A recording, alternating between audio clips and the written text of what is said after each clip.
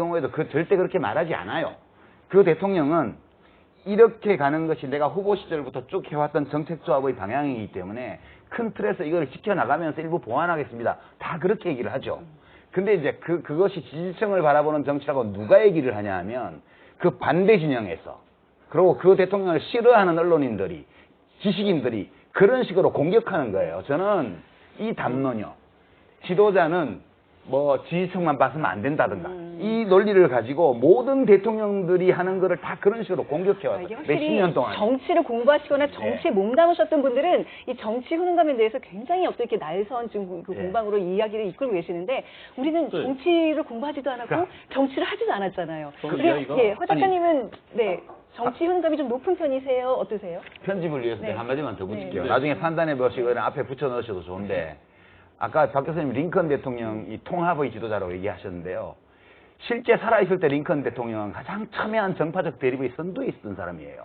누구도 그때 그 당시 공화당 소속이지만 민주당 의원들이 링컨 보고 통합 지도자라고 한 적도 없고요. 당시 미국의 언론들이 링컨 대통령을 보고 연방 통합의 리더십이라고 아무도 얘기해 주지 않았어요.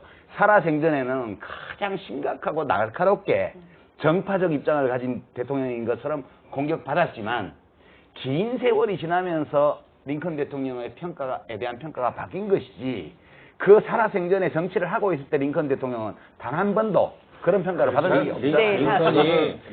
저희가 정치 효능감 얘기를 조금 가볍게 여론조사를 통해서 위원장님께서 말씀하셨으니까 좀 언급을 하고 넘어가야 되는데 링컨이 그 독선적인 측면을 많이 보였던 건 사실이지만 링컨 당시의 내각은 우리가 영어로 얘기하면 팀 오브 라이벌스라고 그래요. 라이벌들로 이루어진 팀이라고 그래서 링컨이 자기와 정면으로 그 경쟁하고 대결했었던 다른 유력 정치인들은 많이 내각에 공화당 사람들이잖아요. 아니, 그공화당 안에가 그때 엄청나게 지금 박 교수님이 얘기하는 분위기는 정파를 넘어서서 통합의 정치를 하라는 얘기죠. 그 지지층만 바라보고 정치하면 안 된다는 말씀이에요. 그건 당연하죠. 왜냐하면 모든 정치인들이 공약이라고 그러지 이건 당약이다, 이건 사약이다 그렇게 얘기를 안 하거든요. 우리가 지금 조금 전에 하지만 그러면은 그 당선된 사람의 진위를 의심하면 안 되지만은 동시에 우리가 반대파의 진위도 의심하면 안 됩니다. 자, 정치 효능감 얘기를 하고 있습니다. 저희가 뭐 기준도 아까 봤는데 정치 효능감에 대해서 하신 말씀 있으시죠? 네. 근데 정치 효능감이면 국민의 입장에서 얘기를 해야 되는데 지금 어느새 논의가 정치인으로 가버려. 그러니까 제 말이 그 말이에요. 저는 이 국민이 정치 효능감을 느끼는 것이 내 뜻대로 뭔가 당선이 되고 어떤 정책이 이루어지는가 이게 아니라고 생각해요. 맞습니다. 뭐냐면 내 의견이 제대로 접수나 되고 있나 하는 이 시스템에 대한 신뢰라고 생각해요. 그래서 내 뜻대로 되진 않더라도 그래도 내 의견이 묵살되지 않고 반영이 되는 그러니까 이 믿음이 이 정치 신뢰감의 저는 근본이라고 생각합니다. 정치 효능감이 가장 높았던 역사적인 사례가 있나요? 예, 있습니다. 그 사실은 전 인류를 놓고 봤을 때 항상 사례를 민주정이 좀 이루어졌던 시대밖에 찾을 수 없어서 뭐 항상 아테네나 뭐 이런 데서 찾아야 되는데 제가 생각하기에 가장 정치 효능감이 높았던 때는 높았던 사건은 플루타르코스의 기록에 의하면 스파르타의 민회는 왕이 잘못을 했을 때 벌금을 때렸습니다.